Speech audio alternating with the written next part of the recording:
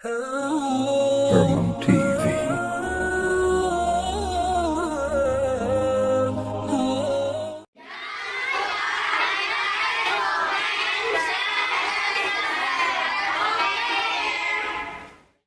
Pengurus masjid Al Khairat Munawwarah, alim ulama, tokoh masyarakat, bapak-bapak, ibu-ibu, jamaah salat maghrib menjelang isya rahimani wa rahimakumullah.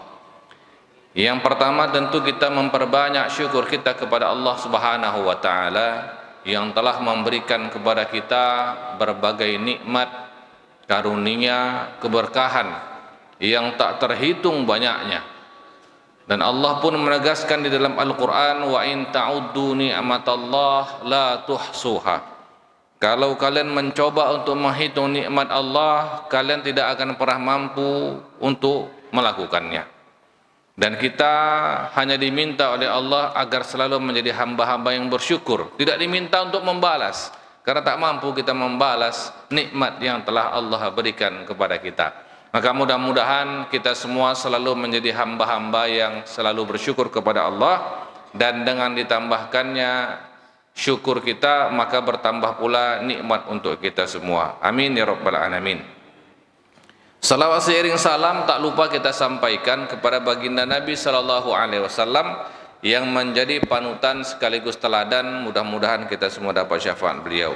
Bapak Ibu yang dirahmati Allah Subhanahu wa taala, kita masih di dalam kajian sirah Nabi sallallahu alaihi wasallam, dan kita telah membahas sebelumnya tentang perang Badar, yang mana perang Badar ini menjadi sebuah pelajaran penting buat umat Islam, bagi umat-umat setelahnya, bahwasanya yang namanya kemenangan itu tidak pernah ditentukan oleh yang namanya jumlah, ya.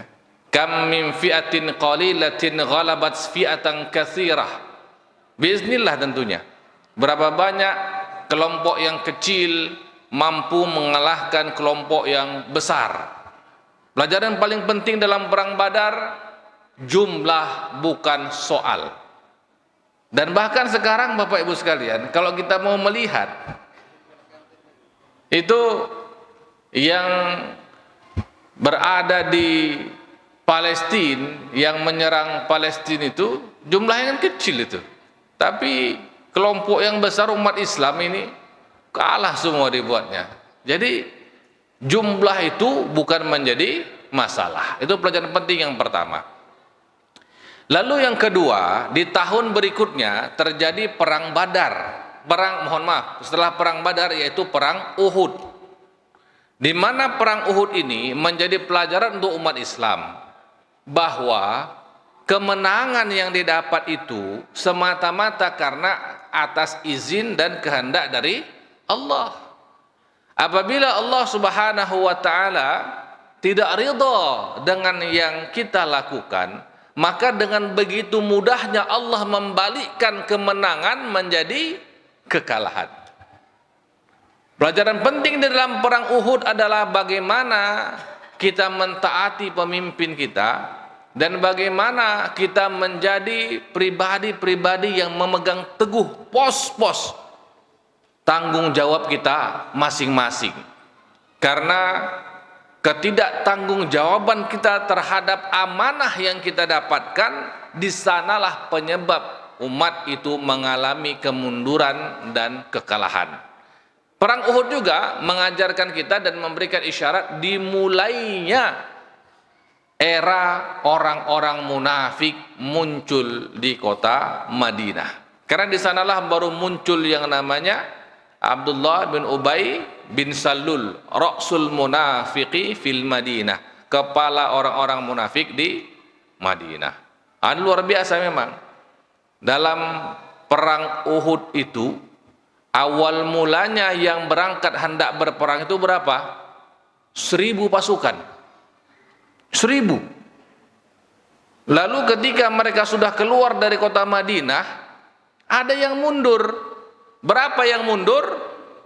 300 orang mundur dari pasukan, dan itu dipimpin oleh Abdullah bin Ubay bin Salul. Itu pura-pura dia ikut dalam pasukan. Lalu di tengah jalan, udah kita mundur aja lah. Banyak kali pasukan orang kafir Quraisy 3.000 nih, banyak betul. Ya, daripada nanti kita kalah habis di Madinah, bagus kita mundur ke kota Madinah. Kita tidak pernah kalah kita di dalam benteng kota Madinah. Mundur, 300 orang balik, Pak. Jadi makanya yang berperang di dalam perang Uhud itu hanya 700 pasukan Muslim. Nah, ketika terjadi kekalahan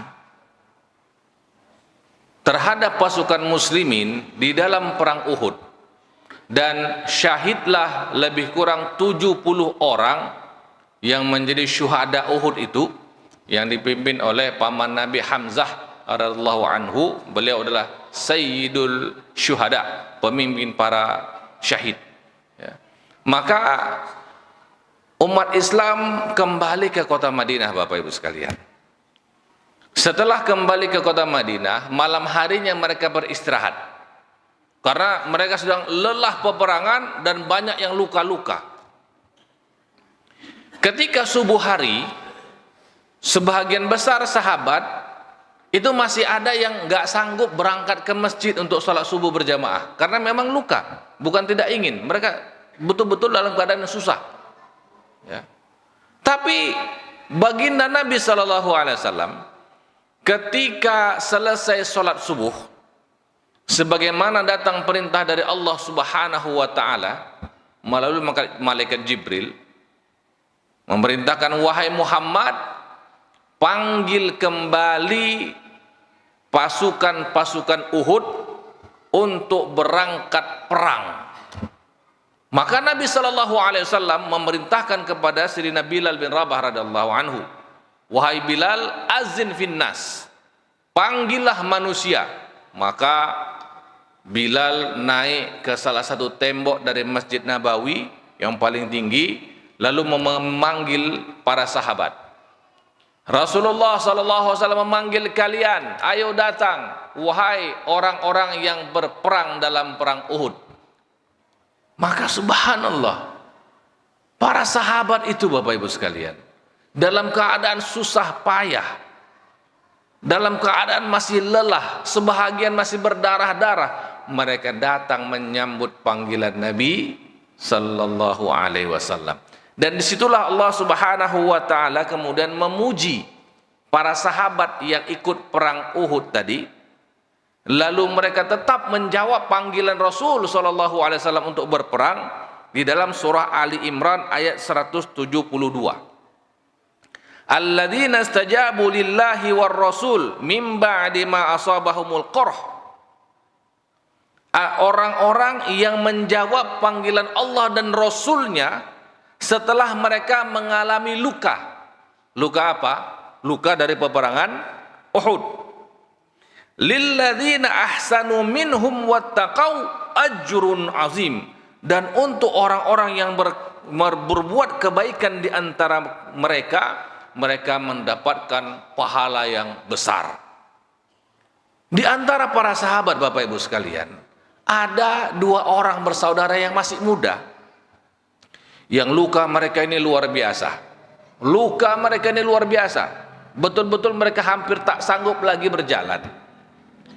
Lalu ketika dua anak muda ini mendengar panggilan Rasul sallallahu alaihi wasallam untuk datang ke masjid berperang, maka si adik bertanya kepada si abang, mereka sama-sama terbaring ini, abang, ini kita dipanggil oleh Nabi, orang-orang yang ikut perang kemarin dipanggil oleh Nabi untuk berperang lagi, lalu bagaimana dengan kita ini? Maksudnya kita ini bagaimana, kita sama-sama udah tidak tenaga ini, luka-luka juga ya. Maka kata si abangnya, adikku, kalau sudah dipanggil Allah dan Rasulnya harus kita sambut. Tapi gimana? Kondisi kita ini tidak memungkinkan. Begini aja. Kita pakai semacam, ada kain, mereka pakai kain, ya, agak keras kainnya. Aku tarik engkau, lalu kemudian kalau aku sudah lelah, engkau yang tarik aku, katanya. Begitulah. Akhirnya mereka sama-sama saling tarik-tarikan, tarik sebentar oleh si abang. Tarik, tidak sanggup lagi, baru gantian adiknya merangkak, ditarik abangnya. Gantian lagi. Begitulah mereka berusaha menyambut panggilan Allah dan Rasul. Kalau kita kan santai aja, Pak. Dengar suara azan, Allahu Akbar, Allahu Akbar. Dah azan lagi dah. Cepat kali azannya. Padahal walaupun yang azan itu muazin kita, garim kita, tapi sesungguhnya panggilan azan itu bukan panggilan garim. Panggilan siapa? Panggilan Allah. Tapi begitulah kita, maka jangan coba-coba kita ini membanding-bandingkan diri kita dengan sahabat. Jauh antara langit dan sumur. Itulah bandingnya. Jauh betul. Langit, sumur, bukan tanah lagi, di dalam lagi itu. Jauh betul. Maka tidak salah kalau kita itu berusaha untuk mencontoh-contoh Nabi, kemudian mencontoh-contoh bagaimana gigihnya sahabat. Tidak salah memang, karena mereka itu memang sahabat-sahabat yang baik luar biasa, gigih betul mereka. Maka Allah puji mereka, dan ini yang menyebabkan para sahabat-sahabat yang tadinya kelelahan, mereka itu merasa sakit-sakit badannya, bahagia luar biasa. Kenapa? Langsung turun ayat ketika itu. Ketika mereka sudah berkumpul, turun ayat. Masya Allah. Seolah-olah Allah yang berbicara kepada mereka. Ya. Wahai hamba-hambaku, kalian sudah menyambut panggilanku. Aku berikan ajrun azim. Bagaimana sahabat tidak bercucuran air mata? Bagaimana sahabat itu tidak merinding dan naik lagi semangatnya? Mereka langsung dipuji oleh Allah Subhanahu wa ta'ala. Maka sahabat naik kembali semangatnya. Lalu ada pula sebahagian sahabat yang lain ingin bergabung. Ya Rasul, saya juga ingin bergabung dengan pasukan untuk berangkat jihad. Kata Nabi, tidak boleh. Ini hanya panggilan untuk orang yang berangkat jihad kemarin. Nah, ini juga Bapak Ibu sekalian menjadi sebuah pelajaran, bahwa kalau ada kesempatan untuk berjihad, kesempatan berbuat kebaikan, kadang kesempatan tidak datang dua kali. Orang-orang yang ragu-ragu untuk berangkat jihad di perang Uhud, yang mundur dari perang Uhud, tak boleh ikut lagi dalam perang yang selanjutnya ini. Di stop. Artinya apa? Mereka tak dapat kebaikan ajrun azim yang disebutkan di dalam surah Ali Imran 172 tadi. Tidak dapat mereka itu. Ini khusus untuk mereka yang tidak ragu-ragu, tidak menunda-nunda, tidak meng-cancel perbuatan-perbuatan baik itu. Maka jangan di-cancel. Wala tubtilu a'malakum. Jangan batalkan amal-amal kebaikan kalian. Ada orang mau berkurban, ya, udah tulis namanya, tidak jadilah. Kenapa? Ada mau pulang lagi ke tidak dapat kebaikan itu. Kalau sudah daftar nama, bismillah, gas, ya kan begitu. Jangan mundur-mundur lagi. Ya. Nah, kemudian ketika Nabi SAW menyebutkan kepada para sahabat bahwa kita diperintahkan oleh Allah untuk perang lagi, para ulama menyebutkan bahwasanya hikmah dari perang yang berikutnya ini setelah perang Uhud namanya perang Hamra al-Asad.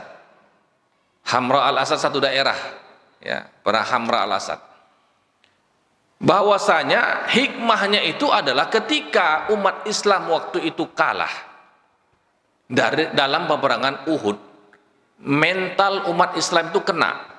Dan ini adalah manusiawi sekali. Siapapun, ya, yang kalah, siapapun yang dalam pertarungan kalah, itu mentalnya itu kena. Dan ini juga selain masalah perang, ini juga masalah geopolitik.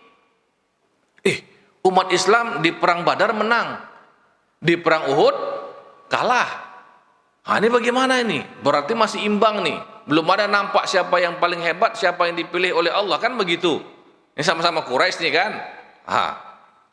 Jadi belum nampak. Maka salah satu hikmahnya perang Hamra al-Asad ini adalah untuk membangkitkan kembali semangat umat Islam. Walaupun mereka telah dikalahkan sebelumnya. Makanya Allah Subhanahu wa taala mengabadikan perang ini dalam surah Ali Imran ayat 139. Allah sebutkan dalam firman-Nya, wala tahinu wala tahzanu.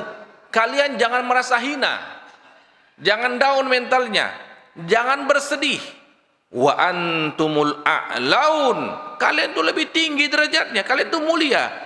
In kuntum mu'minin, kalau memang kalian beriman. Artinya apa? Kalau diperintahkan balik untuk perang, balik. Kalau diperintahkan ada di atas gunung, di atas bukit pemanah, jangan turun-turun. Itu dia maksudnya. Kalian itu hebat kalau kalian beriman. Kalau kalian nggak beriman, itu tadi hina kan, kalah dia. Iyamsaskum qarhun faqad masal qaumu qarhum mislu. Kalau kalian saat ini mendapatkan luka, kekalahan, maka kaum yang lain, maksudnya orang-orang kafir Quraisy, juga kena sebelumnya, kan begitu dalam perang Badar. Kalian memang sekarang kena, kalian yang kalah sekarang, kalian luka-luka sekarang. Tapi bukankah sebelumnya kaum itu, maksudnya orang-orang Quraisy, juga kalah sebelumnya? Tapi mereka bertekad untuk membalas kekalahan di perang Badar dalam perang Uhud. Mereka menyiapkan pasukan mereka untuk bisa berperang lebih hebat. Masa iya umat Islam, orang yang beriman, kalah dengan orang kafir? Kalah mental. Ini tidak bisa. Turun ayat ini. Dan ini hikmah yang sangat besar. Kalau kalian sekarang kalah, mereka juga kalah kemarin. Artinya apa? Jangan kita menyerah. Wa tilkal ayyamu nudawiluha bainan nas. Hari-hari itu kami putarkan dalam perjalanan kehidupan manusia. Bapak Ibu sekalian, saya yakin yang orang-orang tua saya ini semua sudah melihat dulu bagaimana ada perang dingin antara Amerika Serikat dengan Uni Soviet, ya kan? Siapa yang kalah? Kan Uni Soviet kalah akhirnya, pecah jadi Rusia dan pecahannya, ya kan begitu. Sekarang adalah masa-masanya si Amerika. Kita nggak tahu Bapak Ibu sekalian, dalam beberapa tahun ke depan siapa yang akan menjadi polisi dunia kita tak tahu. Kalau prediksi para ahli-ahli geopolitik, kemungkinan ke depan Cina. Kemungkinan ke depan, karena mereka begitu kuat ekonominya, kuat persenjataannya dan lain-lain. Beberapa ratus tahun yang lalu, siapa yang menjadi penguasa di dunia? Umat Islam. Ya. Berapa tahun sebelumnya lagi? Kekaisaran Romawi, Kekaisaran Persia. Dunia ini akan terus berputar, kemenangan itu terus berputar. Tidak ada yang terus selalu menang, itu tak ada. Semua akan menemui puncaknya. Dan setelah puncak, pasti ada penurunan. Itu udah pasti itu. Tinggal nunggu timingnya kapan. Maka Allah mengingatkan, hari-hari itu kami pergilirkan di dalam perjalanan kehidupan manusia. Perang Badar kalian menang, kemarin kalian kalah. Artinya apa? Berikutnya kalian akan menang lagi. Begitu. Jadi memang Allah berikan semangat nih kepada para sahabat. Waliya'lamallahu alladhina amanu. Dan semua itu Allah pergilirkan, menang kalah, agar nampak.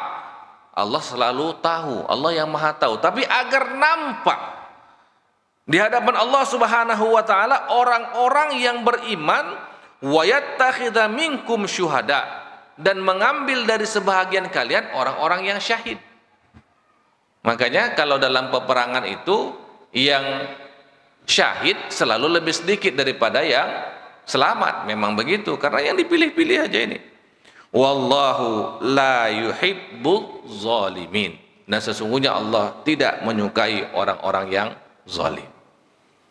Tadi kata para ulama-ulama kita, perang Hamra al-Asad ini memang salah satu poin paling pentingnya adalah untuk membangkitkan kembali mental umat Islam yang kalah dalam pertempuran Uhud.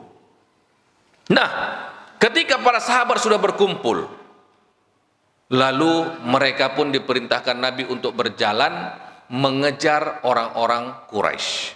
Orang-orang Quraisy itu sudah berjalan dari daerah Uhud itu sudah 1 hari lebih. Perjalanan dari Madinah ke kota Mekah pada masa dulu itu lebih kurang 3-4 hari perjalanan. Ya, karena mereka jalan kaki, ada yang naik unta kan begitu.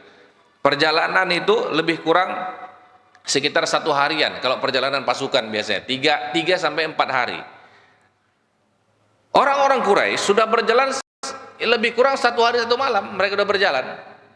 Jadi mungkin lebih kurang sekitar 100 km lah. Ya, 150 km begitulah jarak yang sudah ditempuh nih. Nah, umat Islam baru mau berangkat. Jadi ini jauh jaraknya. Tapi begitu pun umat Islam ini tetap diperintahkan Nabi untuk berangkat menuju medan perang. Berangkatlah mereka.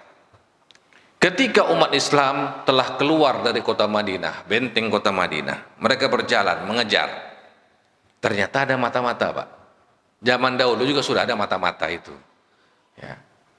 Mata-mata ini pun mengabarkan kepada orang-orang kafir Quraisy bahwa pasukan Muhammad sudah bergerak untuk mengejar.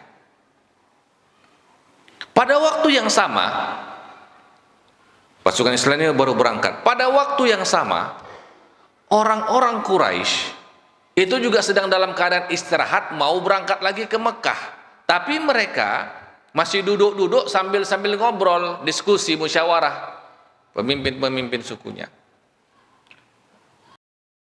Kota Madinah nggak bisa kita rebut. Jadi apa yang menang kita katanya? Mau panas-panasin lagi, Pak. Panas-panasin lagi. Ya, nggak bisa. Ini kita harus berperang lagi ini. Kita balik, kita serang lagi. Saya yakin kita akan menang. Pasukan kita banyak nih, tenang. Yakin begitu.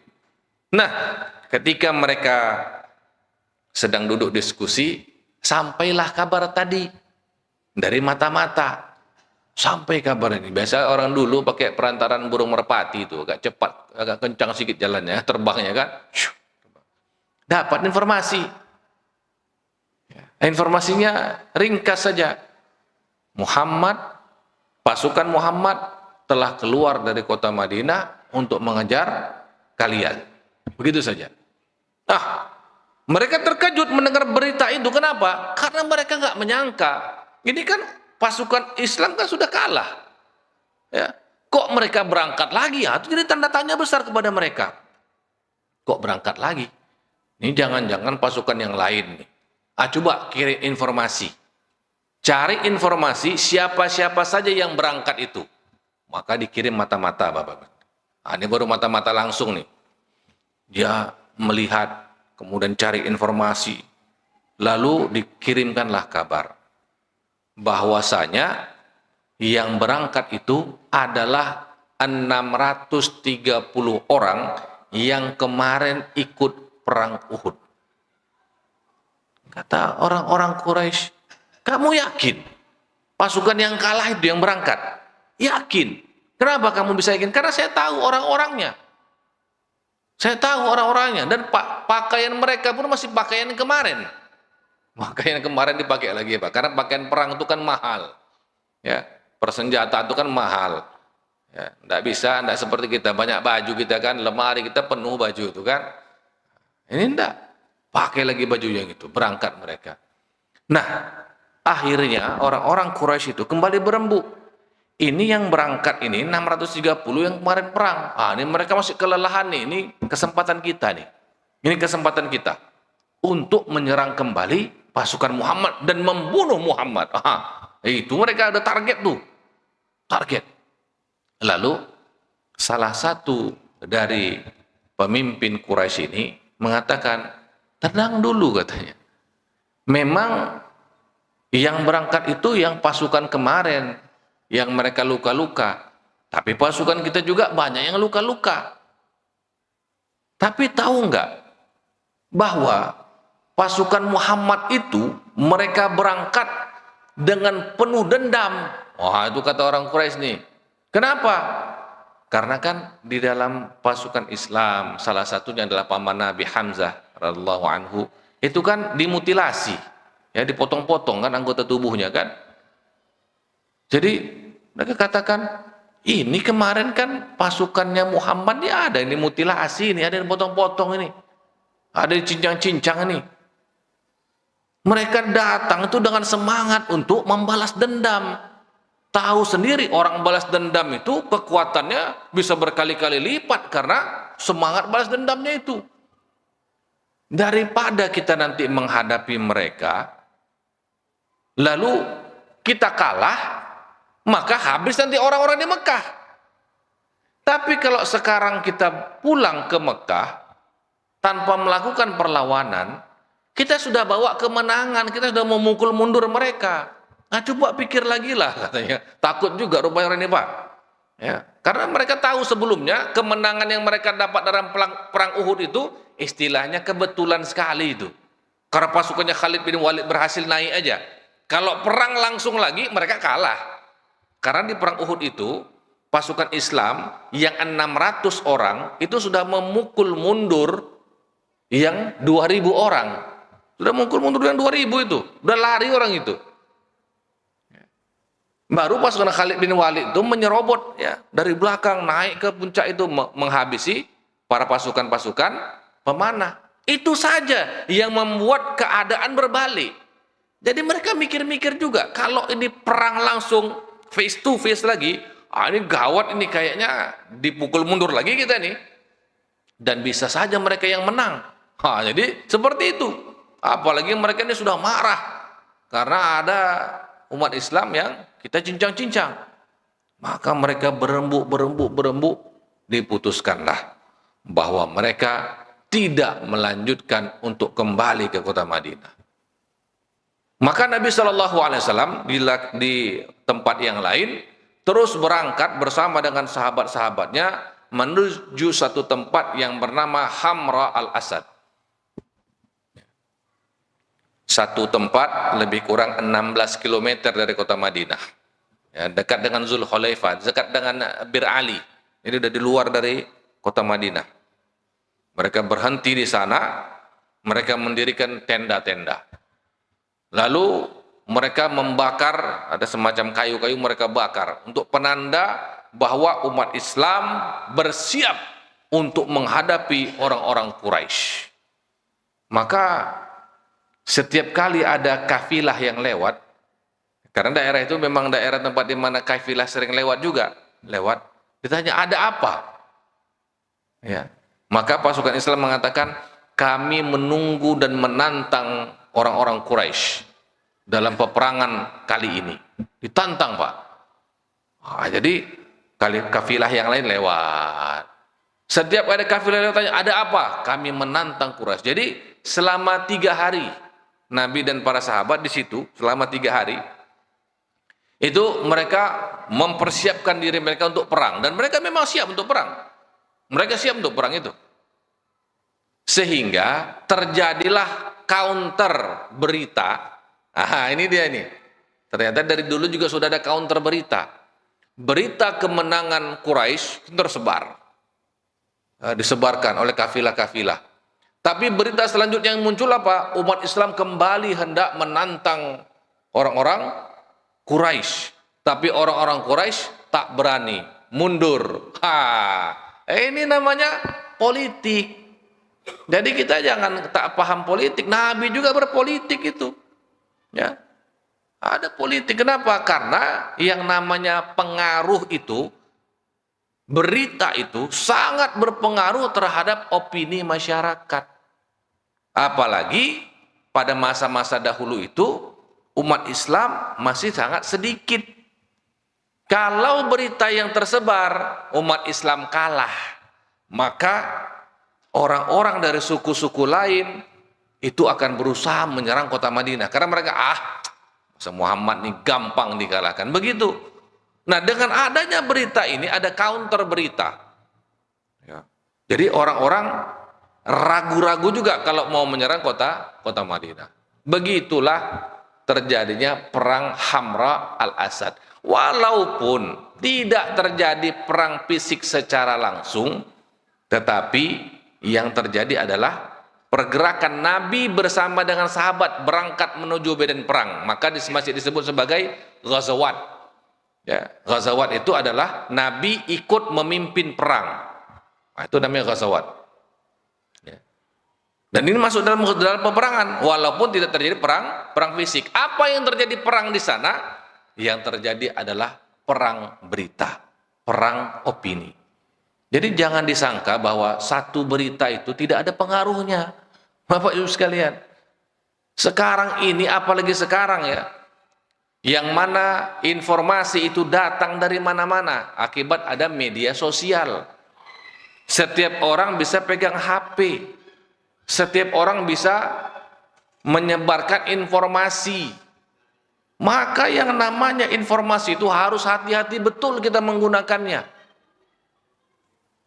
Maka tidak heran apabila di suatu pemerintahan itu sering menggunakan buzzer.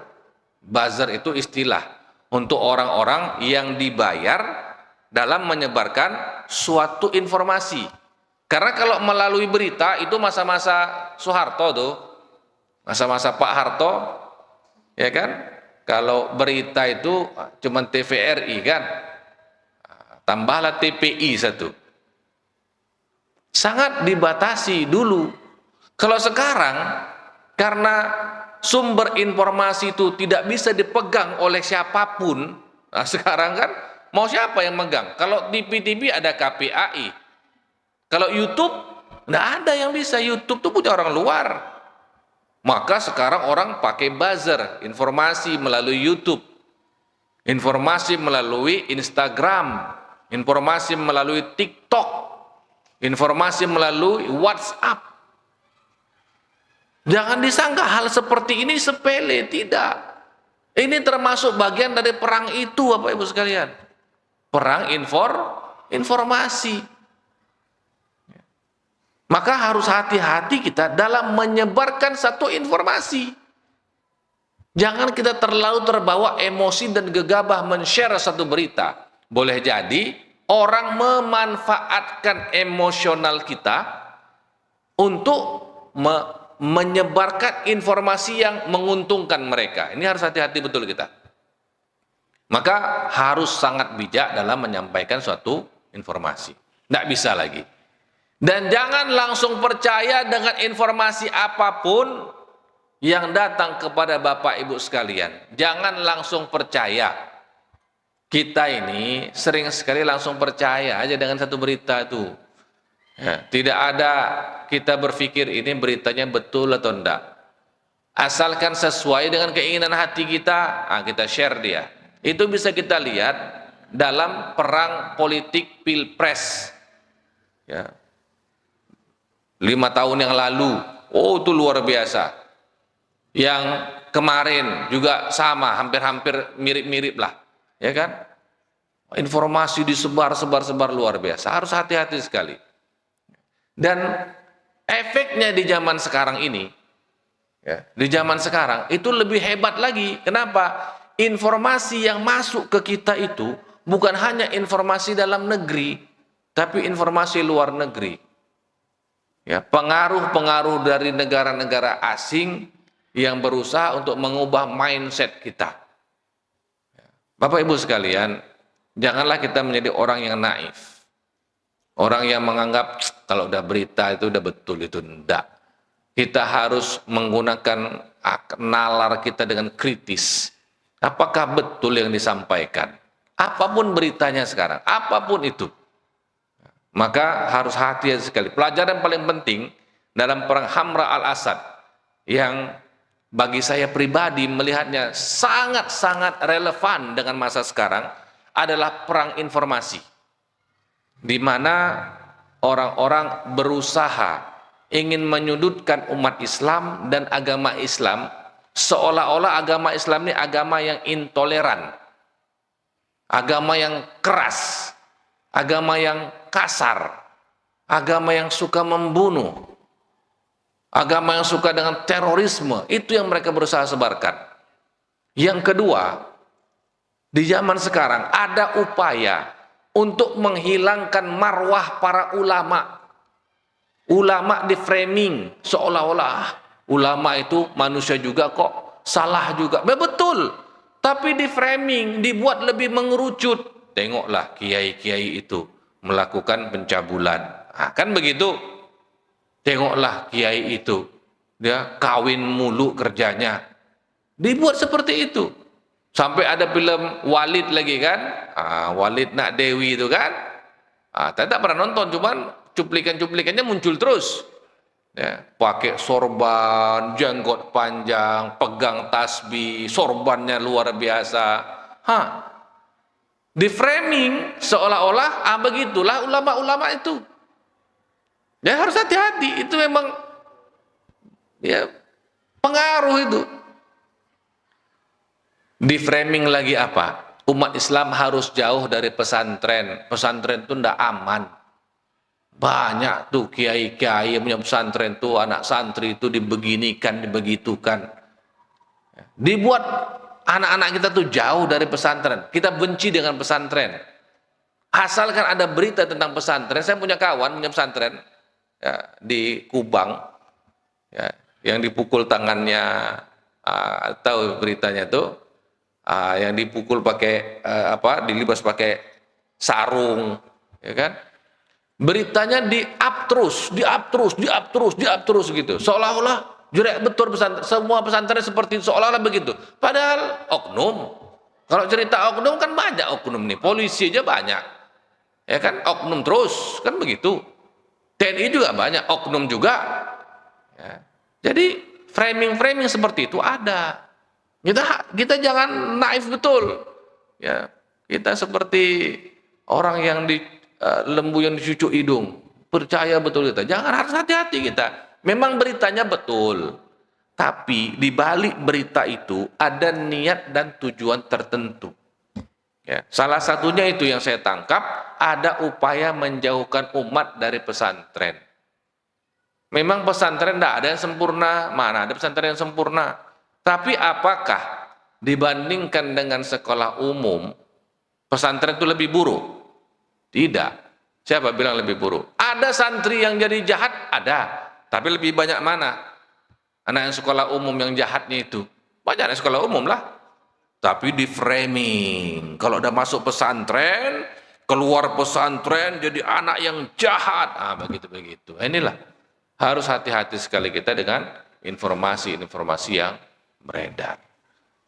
Ini menjadi salah satu poin penting kita yang menurut saya sangat relevan dan harusnya dipelajari untuk kita semua dalam perang Hamra al-Asad. Setelah 3 hari Nabi berada di sana, Nabi pun kembali menuju kota Madinah dengan membawa mental yang baru di kalangan umat Islam. Dan ini penting sekali, terutama untuk generasi-generasi muda kita, Bapak Ibu sekalian. Generasi muda kita harus kita bangkitkan mental mereka, support mereka, dukung mereka. Jangan sampai anak-anak muda kita yang rajin-rajin ke masjid ini dimarahin terus. Udahlah datang mereka ke masjid, memang mereka suka main-main. Lebih bagus mana? Yang datang tapi ada main-main sampai nggak pernah ke masjid sama sekali. Mana lebih bagus? Ya, kita perlu memikirkan hal itu gitu. Ya. Bagaimana ya, namanya anak-anak memang seperti itulah. Bagaimana caranya? Itulah kenapa masjid, pengurus masjid itu pahalanya besar, karena memikirkan cara. Setiap masjid pasti beda caranya, pasti beda. Ya, dan itu adalah ijtihad yang baik. Tidak ada yang salah dari itu. Kadang-kadang ada masjid yang keras, ada yang tidak membolehkan anak-anaknya sholat dalam masjid, sholat di luar. Tak ada masalah. Semua ijtihad pengurus masjid, selama memang niatnya adalah untuk kebaikan, saya yakin kalaupun salah dapat 1 pahala. Kalau betul dapat 2. Yakinlah itu. Yang penting sama-sama kita berusaha membangkitkan mental anak-anak muda kita, generasi-generasi setelah kita, yang akan menggantikan kita ketika nanti tak lama lagi kita berada di dunia ini. Baik, Bapak Ibu yang rahmati Allah Subhanahu wa taala, Ini yang dapat saya sampaikan. Waktu juga sudah masuk waktu Isya. Mudah-mudahan kita bisa mengambil iktibar pelajaran dari sirah Nabi Sallallahu Alaihi Wasallam, khususnya yaitu perang Hamra al-Asad. Apa yang paling penting? Pertama, umat Islam jangan menyerah. Yang kedua, bangkitkan mental umat kita. Yang ketiga, hati-hati dengan yang namanya informasi. Jangan kita cepat terpengaruh dan share berita-berita yang mungkin bisa menyudutkan umat Islam. Terima kasih sekali lagi dan mohon maaf atas segala kesalahan. Marilah kita tutup majelis kita dengan doa kifaratul majelis. Subhanakallahumma wa bihamdik, asyhadu an la ilaha illa anta, astaghfiruka wa atubu ilaik. Assalamualaikum warahmatullahi wabarakatuh. Waalaikumsalam warahmatullahi wabarakatuh. Terima kasih kami ucapkan.